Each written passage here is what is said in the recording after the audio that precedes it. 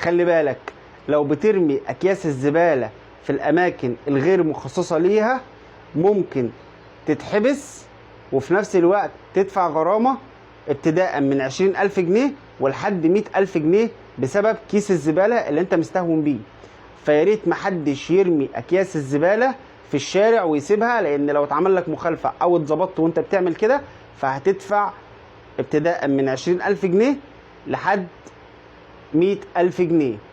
طبعا لو حصل مع حد الموقف ده فان هو يجوز ليه ان هو يتصالح في الوحده المحليه او في المكان اللي هو حصل فيه المخالفه ده، ولكن خلال اسبوع من تاريخ تحرير هذه المخالفه. وفي الحاله دي بيدفع 200 جنيه للمره اللي هم الناس اللي بيمشوا في الشارع، يعني الاشخاص العاديين اللي زيه وزيك وزي اي حد، و5000 جنيه لغير المره اللي هم اصحاب المحال العامه والاكشاك والاماكن اللي زي كده.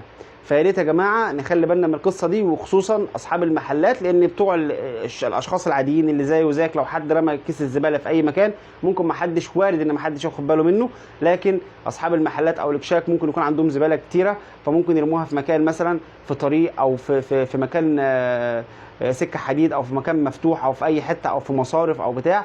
لو اتمسكوا وهم بيعملوا كده فهتطبق عليهم عقوبه الحبس او الغرامه او العقوبتين، علما بان العقوبه سواء الحبس او الغرامه بتتضاعف في حاله العود. فولو لايك واستنوني في معلومه قانونيه جديده.